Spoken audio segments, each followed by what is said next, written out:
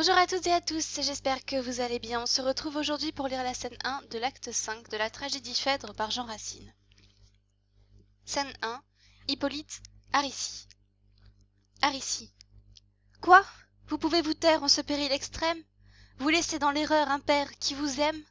Cruel, si de mes pleurs méprisant le pouvoir, vous consentez sans peine à ne me plus revoir.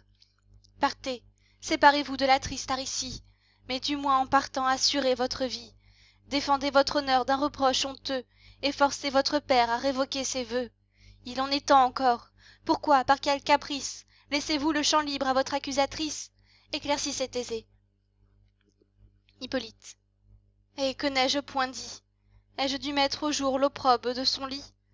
Devais-je, en lui faisant un récit trop sincère, d'une indigne rougeur couvrir le front d'un père?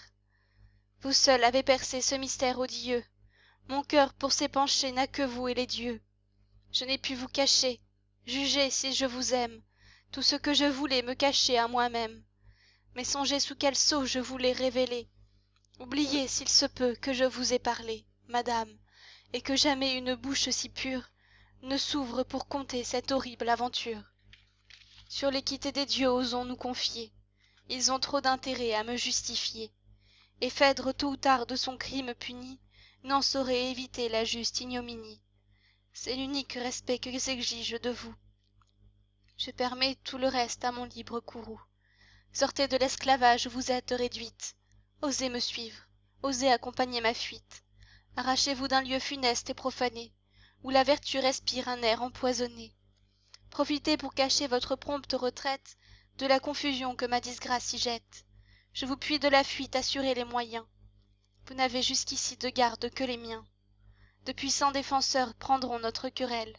Argos nous tend les bras et Sparte nous appelle. À nos amis communs portons nos justes cris. Ne souffrons pas que Phèdre, assemblant nos débris, du trône paternel nous chasse l'un et l'autre, et promette à son fils ma dépouille et la vôtre. L'occasion est belle, il la faut embrasser.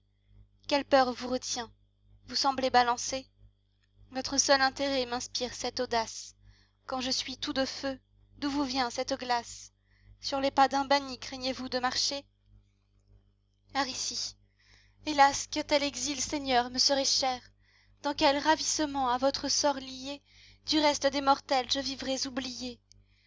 Mais n'étant point unis par un lien si doux, me puis-je avec honneur dérober avec vous? Je sais que sans blesser l'honneur le plus sévère, je me puis affranchir des mains de votre père. Ce n'est point m'arracher du sein de mes parents, et la fuite est permise à qui fuit ses tyrans. Mais vous m'aimez, Seigneur, et ma gloire alarmée? Hippolyte. Non, non, j'ai trop de soin de votre renommée. Un plus noble dessein m'amène devant vous. Fuyez mes ennemis, et suivez votre époux. Libres dans nos malheurs, puisque le ciel l'ordonne, le don de notre foi ne dépend de personne. L'hymen n'est point toujours entouré de flambeaux. Aux portes de Trézène et parmi ses tombeaux, des princes de ma race, antique sépulture, est un temple sacré formidable au parjure. C'est là que les mortels n'osent jurer en vain.